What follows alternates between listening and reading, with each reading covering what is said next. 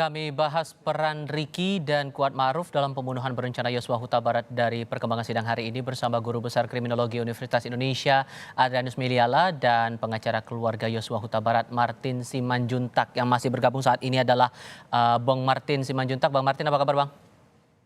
Kabar baik, selamat tahun baru. Masalah meeting of mind yang ditegaskan dalam sidang yang berlangsung hari ini untuk Riki dan Kuat. Tanggapannya? Ya, saya pikir sudah jelas ya, sudah diuraikan dalam surat dakwaan jaksa penuntut umum, sudah dipaparkan juga melalui pembuktian ya, melalui saksi-saksi yang menyampaikan keterangan saksi di depan persidangan, bahwa ya Riki sama Kuat itu bukan pelaku pasif ataupun bukan hanya tidak menganjurkan untuk tidak diperbuat delik tersebut ataupun tidak memberitahu kepada Joshua. Namun justru ada keterkaitan yang bisa dibuktikan di depan persidangan bahwa mereka itu juga turut serta dan ikut aktif. Apa itu? Ya, kita perlu tahu bahwa si Riki ini apa sih tugasnya? Dia ditugaskan di Magelang. Buat apa dia pergi ke Duren 3? Ya, dan pasca dia diberitahukan untuk diminta bantuan untuk menembak Joshua apabila Joshua melawan, dia justru ngikut ke Duren 3 bersama-sama Putri Chandrawati. Kalaupun dia tidak ataupun sungkan untuk menganjurkan kepada Verdi Sambo untuk tidak melakukan hal tersebut, ataupun dia tidak tega menghabisi nyawa kawannya, dia bisa kabur kok. Ini dia nggak kabur, dia pergi ke Duren 3, berarti ada puzzle yang belum lengkap, ya, ataupun nanti mungkin dalam surat tuntutan akan diuraikan lagi terhadap temuan-temuan yang bisa disimpulkan gitu loh, mengenai seluruh rangkaian peristiwa yang dilakukan oleh Riki. Lalu Kuat itu ikut loh, naik satu lift bareng sama Putri Chandrawati, ya, pada saat di Jalan Saguling. Lalu Kuat juga membawa pisau. Lalu Kuat juga yang menganjurkan kepada Putri Chandrawati ya untuk menelpon suaminya, ya, yang dengan mengatakan bahwa jangan sampai ada duri dalam daging dalam keluarga. Nah, sebenarnya kalau kita lihat rangkaian surat dakwaan jaksa penuntut umum itu kan sudah diuraikan dari peristiwa Magelang, ya. Dan manakala ketika dia mengatakan ada duri dalam daging, pada saat eksekusi pun si Kuat ada di TKP. Jadi tidak bisa dilihat bahwa mereka ini hanya pasif saja, enggak, mereka aktif. Tapi kan pembelaannya tidak ada bentuk pernyataan ataupun kesepakatan yang konkret begitu untuk melakukan upaya pembunuhan itu. Gimana tuh Bang? Jadi kalau meeting of mind, ranah pemikiran itu sifatnya abstrak, Mas. Makanya saya bilang ada satu saksi yang memang harus dihadirkan, yaitu provider Meta. Saya yakin itu banyak percakapan mereka yang tidak terdeteksi, ya, itu melalui sistem elektronik yang kita sebut dengan provider WhatsApp, ya. Nah, cuman bukan berarti bukti yang disajikan oleh jaksa saat ini itu tidak cukup. Menurut saya sudah lebih dari cukup untuk menarik mereka sesuai dengan apa yang disampaikan dalam pasal 55 ayat 1. Dan kalau masalah ahli, kemarin ahli dari pidana maupun kriminolog dari jaksa pun mengatakan mereka bisa ditarik bersama-sama. Nggak Oke, masalah, nanti tinggal hakim saja yang menimbang ahli Oke. mana yang akan digunakan sebagai pertimbangan. Nah, Demikian, terima sekarang kasih. sudah bergabung bersama kami nih Pak Adrianus Meliala. Pak Adrian, apa kabar Pak? Kabar baik, terima kasih. Ini masalah keikutsertaan yang ditekankan, keikutsertaan dan meeting of mind. Disebutkan bahwa keikutsertaan ini ada kesepakatan dua pihak untuk melakukan tindak pidana. Anda melihat ada bentuk kesepakatankah antara Sambo, Kuat, dan Riki untuk pembunuhan Yosua ini? Tentu kesepakatan secara verbal, apalagi kontraktual tentu tidak ya. Tetapi nampaknya memang begini, saya memang melihat bahwa ada hal-hal yang tidak terungkap, tidak jadi bukti di persidangan. Apa tuh? Namun itu justru yang menjadi titik kuncinya, yakni percakapan-percakapan yang apakah itu misalnya melalui pesan WA atau melalui percakapan langsung melalui VoIP misalnya, yang kemudian justru menjadi alasan mengapa tadi dikatakan oleh Pak Martin, mengapa Riki datang ke Jakarta, mengapa Riki mengatakan bahwa ingin menabrakkan mobil kepada Yosua, ya, dan seterusnya. Itu menurut saya di luar pattern.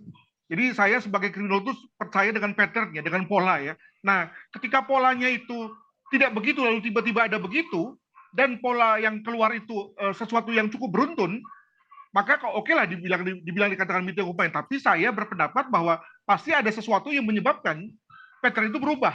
Nah, sayangnya tidak terungkap di persidangan apa yang menyebabkan itu. Jadi saya setuju dengan satu notion atau satu anggapan bahwa memang keduanya ini berusaha betul untuk keluar dari dakwaan pembunuhan berencana. Namun kalau hanya mengandalkan pada status bahwa yang bersangkutan adalah orang bawahan dari Sambo, di mana kalau sebagai bawahan dia kemudian amat tersubordinasi dan tidak memiliki peran apapun, itu menurut saya akan amat lemah, ya, apalagi ditandai dengan beberapa hal yang tadi disebutkan oleh Pak Martin maupun yang saya juga katakan. Demikian. Oke, kalau melihat dari fakta persidangan hari ini, disebut bahwa tidak ada upaya meeting of mind, kesepakatan antara banyak pihak untuk melakukan upaya pembunuhan berencana. Tapi kalau Anda lihat-lihat nih, apakah orang yang ada di TKP kejahatan bisa disebut turut serta juga itu melakukan tindak pidana? Ya tentu saya sebagai kriminolog beda ya dengan cara berpikirnya pidana ya, karena kalau pidana kan tentu jelas lebih membutuhkan konteks material ya yang lebih keras ya sehingga kemudian lalu dapat dibuktikan. Saya sebagai kriminolog tentu berpikirnya bahwa kalau sampai ada orang yang ada di TKP di luar dari polanya ya, tadi dikatakan oleh Pak Martin misalnya bahwa si Ricky ikut serta hadir ke Tanjung Duren Duren 3 maaf gitu ya. Padahal dia katanya menolak untuk ikut membunuh gitu ya. Itu kan sesuatu yang mengindikasikan bahwa sebetulnya ada perintah yang sudah pernah dilakukan tapi tidak muncul di permukaan begitu. Nah, itu bagi saya sudah cukup sebagai kriminolog untuk mengatakan bahwa sebetulnya minimal ada satu hidden language atau bahasa yang tersamar di antara mereka, di antara Sambo dan Ricky sebagai atasan dan bawahan untuk kemudian sama-sama mengerti tentang apa yang terjadi. Nah, masalahnya adalah bahwa sayang sekali ya tidak bisa terungkap di permukaan, namun secara kriminologis ya sebetulnya sudah ada satu benang merah di antara ketiganya dalam rangka oke lah kita sebut sebagai meeting of mind tersebut. Demikian. Oke, kalau Bang Martin melihatnya gimana tuh? Ya, jadi gini loh, dari penggunaan istilah saja ya, ini mohon maaf, nyuwun sewu, bukan saya mengkritik ahli, karena setiap ahli saya pikir mempunyai keahlian khusus masing-masing sesuai dengan pasal 1 angka 28 KUHP. Tapi menggunakan istilahnya saja, meeting of mind ini kan sebenarnya hampir-hampir mirip seperti deception ya, ataupun mencoba untuk mengaburkan nalar publik gitu loh. Kenapa? Kenapa sih mesti pakai kata-kata yang halus? Dan kenapa harus ada kata harus ditemukan gitu loh. Nah, ini maksud saya, ini bahasa yang terlalu tinggi, tinggal aja bilang bahwa memang apakah ada kesepakatan bersama gitu ya yang tertulis. Nah, kalau itu yang dicari, saya pikir nggak usah penegak hukum yang menghukum, hukum adat aja yang hukum kalau mau sesimpel itu. Ini kejahatan bukan kejahatan pidana umum biasa, walaupun memang peristiwa-peristiwa yang sering terjadi biasa. Cuman orang yang ada di sini siapa sih? Ya, satu Indonesia kita ditipu di awal. Nah, kita mau menggunakan metode yang sama seperti kita nangkap maling ayam atau nangkap pencuri TV gitu, ketangkap tangan, nggak bisa.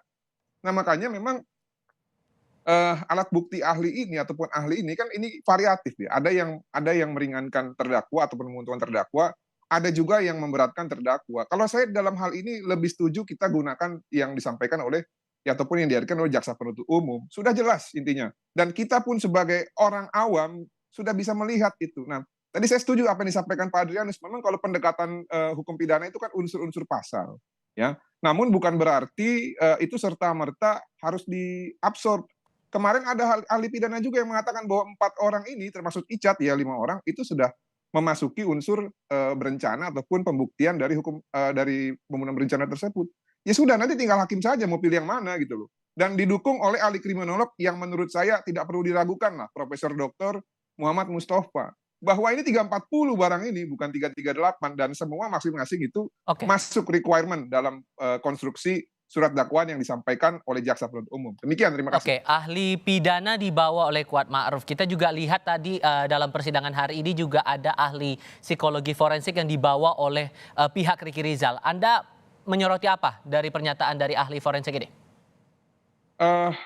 Saya tuh kalau nggak salah ya, sekilas saya baca di media bahwa Ricky itu dalam keadaan tertekan ya kalau nggak salah ya, dalam keadaan tertekan sehingga tidak bisa menentukan sikap yang semacam tegas lah gitu ya. Nah, sah-sah saja kalau menurut saya. Nanti tinggal apakah dia akan dijadikan pertimbangan oleh hakim atau tidak. Namun ada beberapa hal yang memberatkan Ricky, seperti yang saya sampaikan tadi di awal. Dia itu tugasnya di Magelang. Ngapain dia ke Duren 3, ya kan? Terus yang kedua, ada perintah ya untuk menabrakkan mobil tadi ke sisi kiri, mobil Lexus. Lalu yang ketiga, dia mengetahui ada upaya pembunuhan terhadap Joshua, tapi menganjurkan untuk tidak melakukan ataupun memberitahukan kepada yang bersangkutan untuk lari, itu tidak dilakukan. Nah, sebenarnya ada satu lagi, dianya aja yang kabur. Ini dia kan nggak kabur, justru ngikut ke Duren 3. Berarti dia menghendaki ataupun disebut dengan offset ataupun Welen en Weten itu kalau dalam bahasa Belandanya, ya.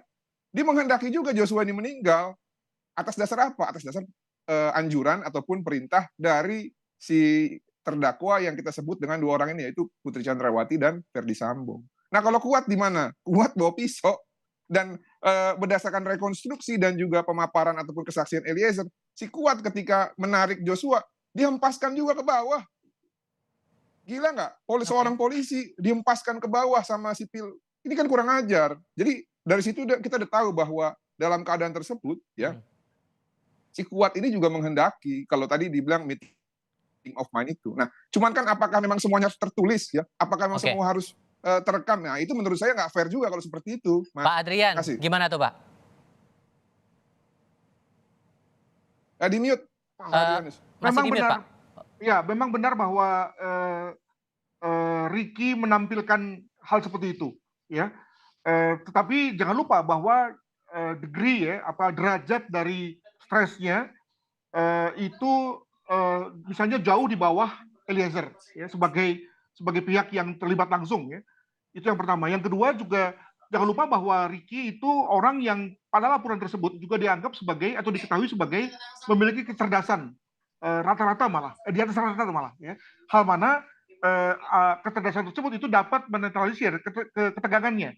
Dengan kata lain, pada saat dia tegang pun itu kecerdasannya dapat membuat yang bersangkutan tetap bisa berpikir rasional, ya. Sehingga dalam hal ini memang saya juga mengatakan bahwa pada saat misalnya dia diminta untuk datang ke Duren 3 bersama-sama dengan Sambo, itu sebetulnya ketenangannya atau kemampuan berpikir tenangnya yang kemudian mengarahkannya untuk ikut serta pada Sambo ketimbang stresnya, gitu ya. Nah, ini yang lalu membuat kemudian konteks kebersalahannya itu kemudian ada daripada konteks ketidakbersalahannya, begitu. Oke, kalau melihat juga pernyataan dari ahli atau penilaian ahli waktu melakukan semacam uji psikologi kepada Ricky, ini disebutkan bahwa Ricky ini menyita senjata Joshua alasannya untuk menghindari risiko lebih berat, lebih lanjutnya. Ini menyesuaikan lagi dengan profil Ricky yang coba mengurangi potensi agresivitas lah dibilang begitu. Ini gimana tuh menurut Anda, bisa betul-betul meringankan posisi Ricky bahwa ya dia berusaha untuk menghindari konflik? Ini pertanyaan buat siapa nih? Buat Pak Adrianus. Buat Pak Adrian. Bagi saya itu memperlihatkan bahwa yang bersangkutan memiliki rasionalitas cukup, ya. Dan lebih daripada itu, kelihatannya itu bukan sesuatu yang di bawah perintah, artinya itu adalah sesuatu yang bersifat inisiatif dari yang bersangkutan. Nah, apakah inisiatif itu sesuatu yang memang hanya dalam rangka untuk membuat tidak adanya satu konflik, atau ya dalam rangka sesuatu yang lebih besar lagi, ya itu yang kemudian harus dikejar oleh hakim, ya. Tetapi yang jelas bahwa menunjukkan bahwa Ricky sebagai seorang senior itu memperlihatkan keseniorannya dalam bentuk tadi tindakan untuk membuat tadi para mereka-mereka yang berada di bawahnya itu kemudian tidak saling berseteru, gitu ya, yang ditandai dengan tadi mengambil atau menyita pistol Joshua, begitu. Oke, kalau begitu Bang Martin, Anda melihat dari sepanjang proses sidang sampai dengan hari ini, konklusinya udah dapat atau belum? Sudah. Cuman kan memang kita harus memberikan hak, ya, hak terdakwa dalam hal sistem peradilan pidana ini, bahwa mereka selain dituduh ataupun didakwa, mereka juga punya hak untuk meringankan ataupun menguntungkan ataupun melakukan upaya hukum, gitu ya. Karena nanti kan ada tuntutan, ada juga pledoi. Ini harus kita hargai. Nah, saya tambahkan sedikit, ya, ini banyak kesimpang siuran yang mengatakan Ferdi Sambo akan bebas di tanggal 7 Januari atau 9 Februari. Enggak, itu salah teman-teman. Kalau seseorang diancam pidana 9 tahun ke atas, itu berlaku pasal 29 ayat 1, 2, dan 3. Ya. itu bisa lagi diperpanjang 30 hari plus 30 hari. Nah, dalam waktu yang sampai dengan bulan Maret ini, biarkanlah rangkaian seluruh peristiwa hukum acara ini dijalani dengan seprofesional mungkin. Atau Baik, istilah katanya fair trial, supaya apa? Supaya hasil dari persidangan ini nanti berkualitas gitu ya, baik untuk korban, baik untuk terdakwa maupun untuk masyarakat Indonesia yang sudah dikecewakan sebenarnya oleh penjahat yang baik. justru pelakunya adalah bekas anggota polisi. Kita dukung intinya. Dan walaupun kita mengamati, tapi saya yakin bahwa apa yang sudah dibuktikan oleh jaksa penuntut umum ya dalam hal ini nanti akan bisa menuntut sesuai dengan pasal Baik. 340 yaitu pembunuhan berencana. Demikian, terima kasih. Baik, Bang Martin, Pak Adrianus, terima kasih banyak sudah berbagi perspektif bersama kami di Kompas TV hari ini. Sehat selalu untuk Anda berdua.